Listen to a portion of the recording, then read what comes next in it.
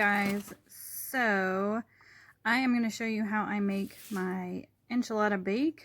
This is vegan, so everything's backwards, but I'm going to use this green enchilada sauce. I'm going to use some of this corn meatless grounds, probably about half the bag. My husband really likes these. Usually I leave this out, but he wanted this in it this time. I have some corn or white corn tortillas here, 1 can of organic black beans, and then I've got some zucchini, just a half of one, and then a whole one here, and 1 onion. I've got some baby bella mushrooms, and then I've got this pepper and onion blend, mostly just for the peppers. I'm going to use this onion because it's got better flavor, but the bagged pepper and onion is a great thing to have on hand. So, oh yes, and I'm also going to use some minced garlic. Well, let's not set that there. Let's set it over here. Okay. So I've got my pan on the stove, just a big pot. I'm probably going to put this on about medium heat. And I try not to cook with any oil, so we're going to use some water. So I'm just going to put like a little splash in here. And I've got my onion chopped up, or half my onion. And I'm going to put that in there. And just saute it up. And I'm going to go ahead and use the whole onion. Might as well.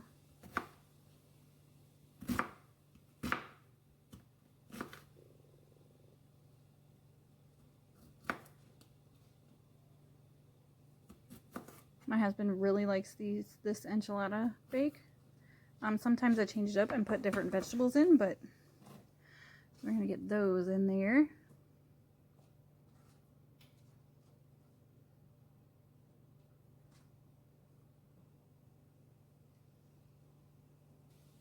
Okay, so I've sauteed those down a little bit. I'm going to go ahead and put in about I'm not a huge garlic fan, so I'm going to put maybe like a half a tablespoon, maybe a tablespoon of garlic in there. I don't know how, yeah, maybe a tablespoon. So we'll put that in there. And then I've already rinsed my mushrooms. When you buy organic mushrooms, they are covered in dirt. So I went ahead and rinsed those off.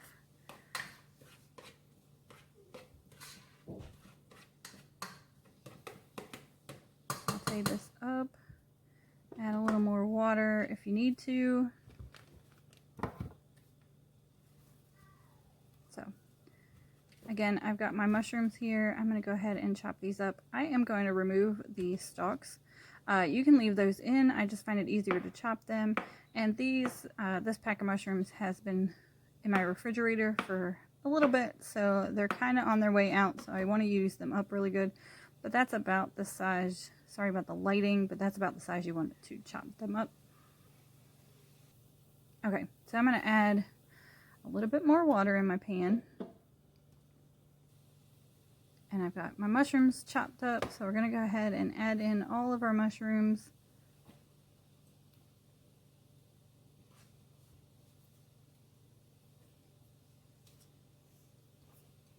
And give this a big stir.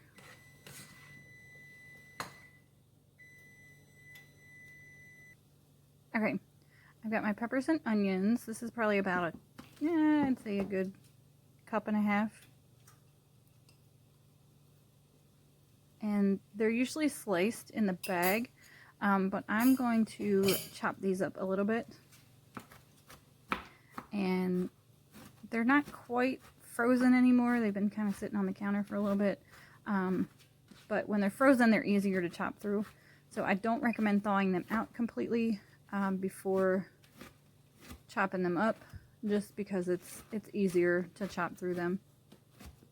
And they will, I mean, you're going to cook them long enough that they're going to thaw out in the pan anyway, so.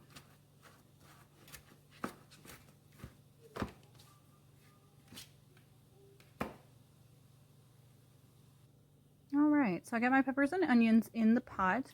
So I'm going to go ahead and work on my zucchini.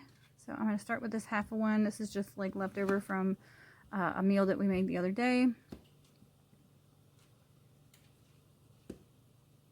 And then this pot's actually got corn in it. Jackson loves corn on the cob. So I'm making him some corn on the cob.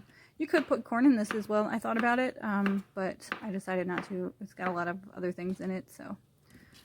But we're just going to dice up this in a large dice zucchini here.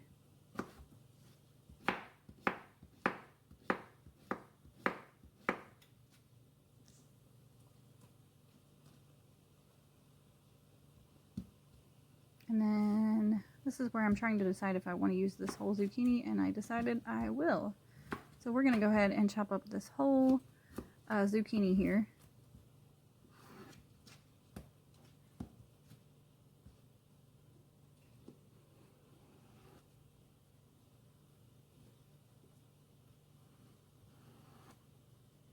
And I like to chop this in a, like I said, a larger dice, just because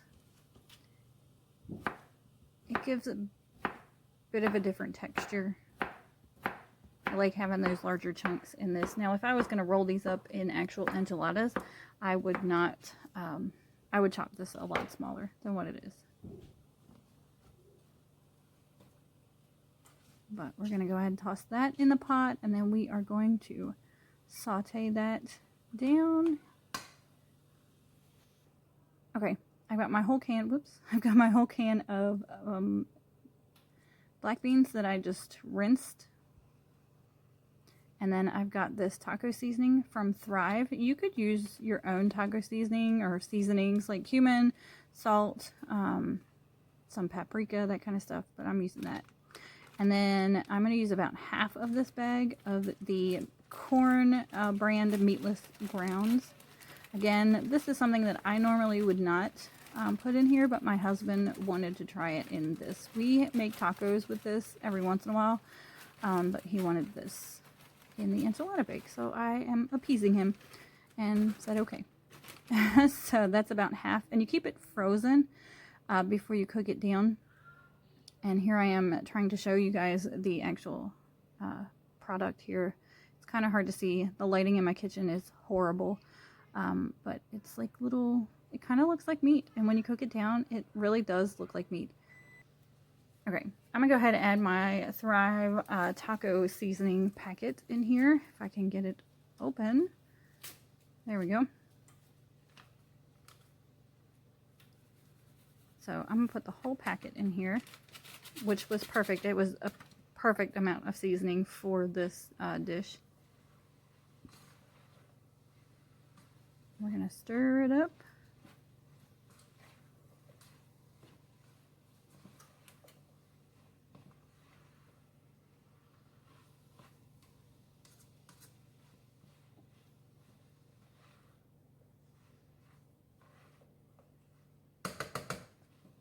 Get it really mixed in there.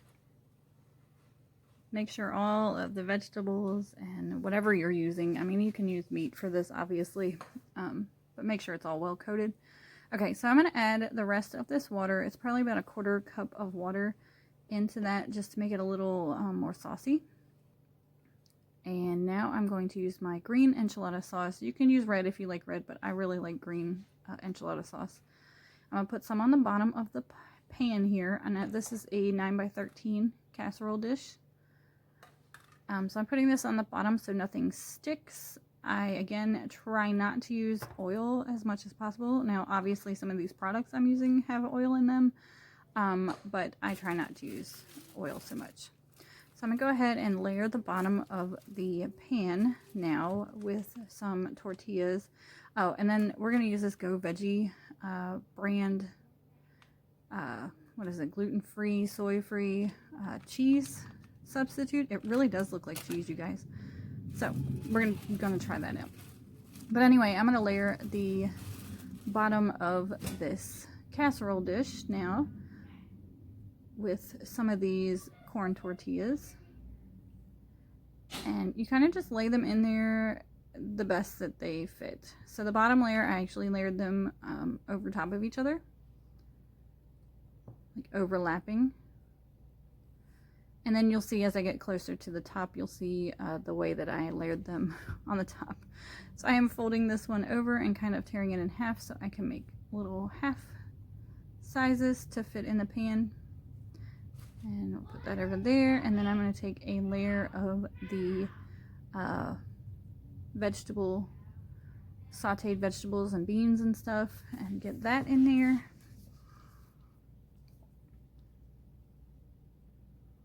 You guys, this dish came out so good. I'm definitely going to make this again. Although I do believe I used a little too much enchilada sauce, and you'll see next time I won't use quite as much. But you're going to put a really generous layer of the vegetable mixture. And just kind of spread it out so it's covering all of the tortillas. And then I'm going to go ahead and put some of this. This is the Mexican style Go Veggie cheese blend. I'm smelling it here. I am not a huge fan of vegan cheese. And here I am like looking at the ingredients to see what they are. Some of them were a little strange. Not necessarily, I don't know. But I didn't put a whole lot. Now, if you like vegan cheese, obviously you can put as much as you like. I did not. Again, I'm not a huge fan of vegan cheese. My husband really likes all of the vegan cheeses that I've like bought. He really likes them. See, and it really does look like cheese. The main ingredient is potato starch in that. But yeah, I didn't want to put too much because I didn't want it to ruin the dish for me anyway, because I know that I don't like a lot of the vegan cheeses, and I'm not gonna lie, this one is again not my favorite. So I still haven't found one that I'm really into. So anyway, so now I'm just doing another layer of the tortillas, and again I'm just overlapping them like I did on the first layer, but here you'll see I decided to just move them around a little bit differently. But again, I did the same thing, 3 or 4 whole tortillas and then 1 broken in half and 2 halves, whatever you want to say. Okay, so I'm doing another layer of the enchilada sauce, and I probably should have stopped there, but I went ahead and put more.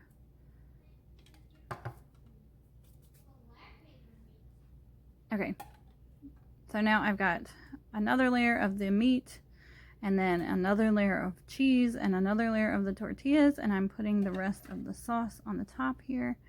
Again, like I said, you can use as much sauce as you like. I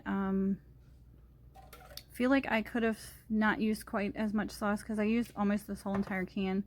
But yeah. So that is it. I'm going to pop this in the oven. I have my oven set at 400 degrees. I'm going to put it in there for about 35 to 40 minutes. Okay, guys. So, it's hot. It's hot and it's steaming up my glasses. So, don't mind my face making hot. It's hot, you guys. I'm making a funny face. So this is what it looks like when it comes out. You can see it's all bubbly. And it just smells so good, you guys. And I'm going to try not to burn myself and show you guys what it looks like here. So yeah, so it's going to cool off and we are going to dig into it. So it's cooled for about 10 minutes.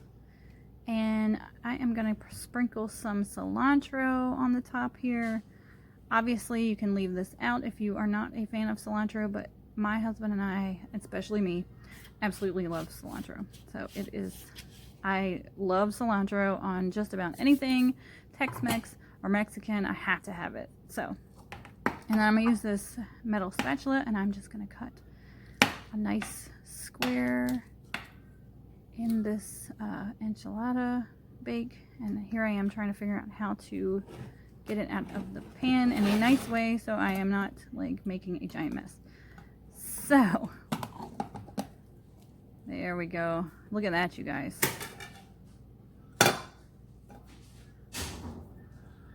Again, this turned out so good. I'm totally going to make this many more times. There you go. You can see the beans. You can see some of the layers in there with the sauce and the cilantro. And then I've also got some avocado slices here just as a nice refreshing top to it. And that is it, you guys. Hey guys, so I wanted to pop in here at the end of this video and say I'm sorry for the terrible voiceover that I did for that enchilada bake video, but I just wanted to come on here and say, yeah, I hope you guys enjoyed the video. I didn't realize when I was doing my voiceover that I do this all the time. Like, I ran out of time on the voiceover. I didn't realize I didn't have enough time to actually end the video. So hence why I'm hanging out in my closet at 9 o'clock at night, filming my little outro for you guys. But I hope you guys did enjoy this video. I really enjoyed making this video. I love doing cooking videos. I have a terrible setup. The lighting in my kitchen is bad. I do not have a good tripod. My tripod is actually falling apart. And I film with my phone. So you guys, you just get what you get.